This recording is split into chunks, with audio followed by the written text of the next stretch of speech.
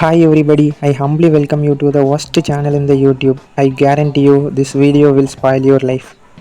Money doesn't bring happiness. Me with money. காசை மட்டும் பார்த்தா போதும் என் ஃபேஸில் ஒரு அன்கண்டிஷ்னல் ஸ்மைல் உருவாகும். எந்த பொண்ணை பார்த்தும் எனக்கு அந்த ஸ்மைல் வந்ததில்லை. காய்ஸ், நான் 4th ஸ்டாண்டர்ட் படிக்கும் போதுல ஒரு நாள் எங்கள் அம்மா எனக்கு 5 ரூபி பாக்கெட் மணியாக எடுத்து தந்தாங்க. யூஸ்வலாக நான் கேட்டாலே காசு தர மாட்டாங்க. அன்னைக்கு நான் கேட்காமலே தந்தாங்க. மார்னிங் இன்டர்வலில் ஃப்ரெண்ட்ஸ் கூட விளையாண்டுட்டு இருக்கும் போதுல காசு தவறி எங்கேயோ விழுந்துருச்சு.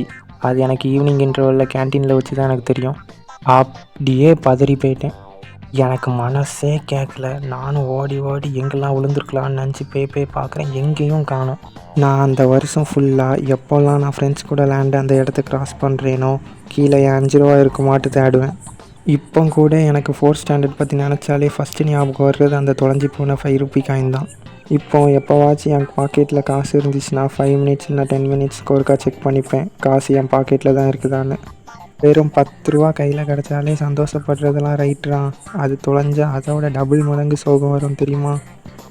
Me trying to remember the best porn I saw 10 years ago and typing anything that I remember about that in Pornhub. I am not like this guy who differentiates this is best and this is worst. நான் எப்படின்னா, எனக்கு பிரியாணி ரொம்ப பிடிக்கும். அது நல்லா இருக்கோ நல்லா இல்லையோ, உப்பு போட்டிருக்கோ போடலையோ, நான் அதை ருசித்து சாப்பிடுவேன்.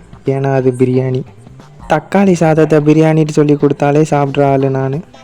Alert, I am error. வேறு எதுவும் இல்லை, என் மூளை தான். நான் எப்படின்னா, சில சின்ன விஷயத்துக்கெலாம் ஓவராக ரியாக்ட் பண்ணுவேன். சில பெரிய விஷயத்துக்கெலாம் ரியாக்டே பண்ண மாட்டேன்.